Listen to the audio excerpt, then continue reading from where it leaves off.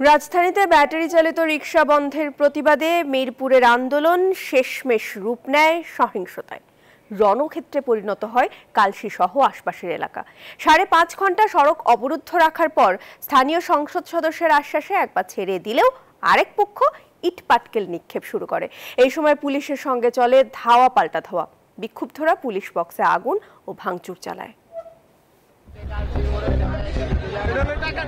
রবিবার বিকেল 4:20 কালশী পুলিশ বক্সে আগুন দিচ্ছে ব্যাটারি চালিত রিকশা চালকরা। দফায় দফায় চলে হামলা ভাঙচুর। সকালে শান্তিপূর্ণ আন্দোলন বিকেলে রূপ নেয় রণক্ষেত্রে। পরিস্থিতি নিয়ন্ত্রণে নিতে টিয়ার সেল নিক্ষেপ করে পুলিশ। এ সময় আহত হন পথচারী সহ আন্দোলনরতরা।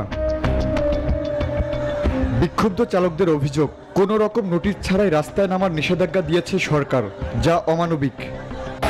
আমাদের যে একটা কারেন্ট চার্জ দিতে যে খরচ হয় মাসে 800 থেকে 1000 টাকা খরচ হয়, বড় লোকের এসিতে 2500-3000 টাকা খরচ হয়। তো তারা করে বিলাসিতা, আমরা সালে সংসার পরিবার নিয়ে কিভাবে চলবো?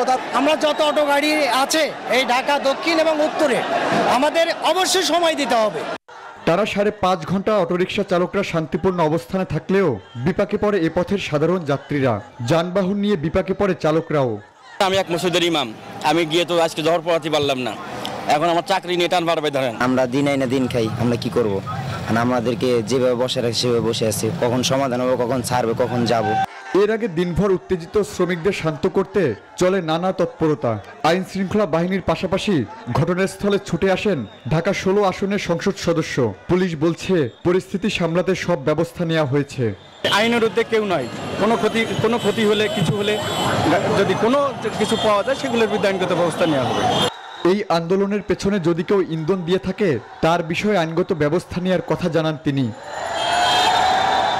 Nahid Prince, news 24, Dhaka.